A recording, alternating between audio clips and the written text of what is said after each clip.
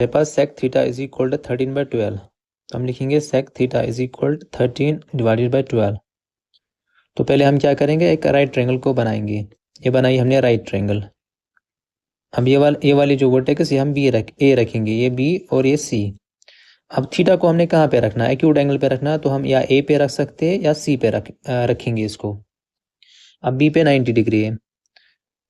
अब थीटा के अपोजिट में जो होगा ये वाला साइड, ये होगा परपेंडिकुलर। 90 के अपोजिट में जो होगा ये होगा हाइपोटेन्यूज, और जो रिमेनिंग साइड अब बचेगा ये होगी बेस।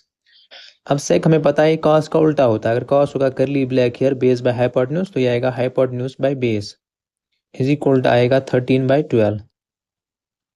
अब यहाँ पे जो हाइपोटेन्यूज है वो है ए सी, और जो बेस है वो है A B, is equal to है 13/12।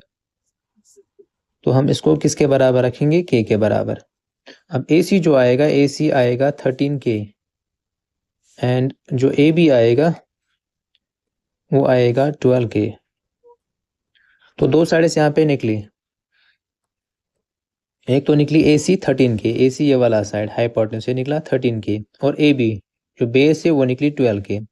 अब हमने तीसरा साइड फाइंड करना है, क्योंकि हमने सारे ट्रिग्नोमेट्रिक रेशियोज निकाले हैं, तो हम बी सी को पहले फाइंड करेंगे। तो हम यहाँ पे लिखेंगे in right triangle A B C we have by P G T. तो पी जी टी हमने अप्लाई करना है। क्यों करने अप्लाई, क्योंकि दो साइड्स ऑलरेडी पता है। जब तीसरा साइड निकालना होगा तो हम पी जी टी का अप्लाई करते हैं, पी जी टी को अप्लाई करते हैं। तो हम लिखेंगे स्टेटमेंट इसका, हाइपोटेन्यूज स्क्वायर जो होता है वो होता है base square plus perpendicular square. अब हाइपोटेन्यूज यहाँ पे है 13K, तो यहाँ पे मैंने लिखा 13K ऊपर स्क्वायर। उसके बाद बेस जो निकली वो निकली 12K और स्क्वायर। फिर परपेंडिकुलर पता नहीं, तो यहाँ पे है बी सी ऊपर स्क्वायर। अब 13 का स्क्वायर करना, स्क्वायर का मतलब होता है अपने आप से दो बार मल्टीप्लाई करना। 13 इंटू 13 आएगा 169, के का स्क्वायर आएगा के स्क्वायर। इसी तरह 12 का स्क्वायर करेंगे तो 144, के का स्क्वायर करेंगे तो के स्क्वायर प्लस है बी सी स्क्वायर। अब ये 169 ऐसे, के स्क्वायर भी ऐसे, इस प्लस 144 को हम ट्रांसपोज करेंगे तो ये आएगा माइनस 144 के स्क्वायर इज इक्वल है बी सी स्क्वायर।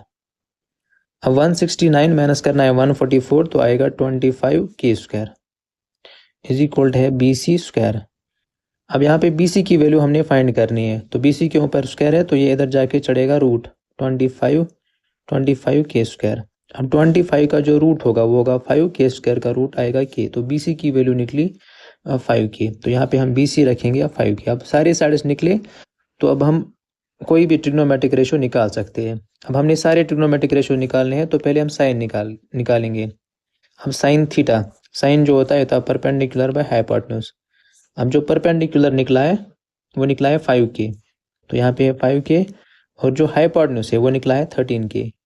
के और के कैंसिल, तो आएगा 5/13। उसके बाद नेक्स्ट जो दूसरा ट्रिग्नोमेट्रिक रेशियो हमारे पास है वो है कॉस थीटा। कॉस होता है curly black hair base by hypotenuse. अब जो बेस है हमारे पास वो बेस है 12K, और जो हाइपोटेन्यूज है वो है 13K। तो हम यहाँ पे लिखेंगे 12K डिवाइडेड बाय 13K। के होगा फिर से कैंसिल, तो आएगा 12 डिवाइडेड बाय 13। तो उसके बाद जो नेक्स्ट है तीसरा वो है टेन थीटा। टेन होगा to present beauty perpendicular by base. अब जो परपेंडिकुलर है है 5K, और जो बेस है वो है 12K। के फिर से कैंसिल होगा तो आएगा 5/12। उसके बाद जो नेक्स्ट ट्रिग्नोमेट्रिक रेशियो हमने निकालना है वो है कोसेक थीटा। अब कोसेक जो होगा वो होगा साइन का रेसिप्रोकल। अगर साइन आया 5/13, तो कोसेक, अगर साइन आया 5/13 तो कोसेक आएगा 13/5। फिर जो नेक्स्ट है सेक, वो ऑलरेडी वही से दिया था, तो लास्ट अब हमने निकालना है कॉट होगा टेन का रेसिप्रोकल। अगर टेन निकला 5/12 तो वो आएगा 12/5। तो इस तरह से हमने ये वाला क्वेश्चन भी किया।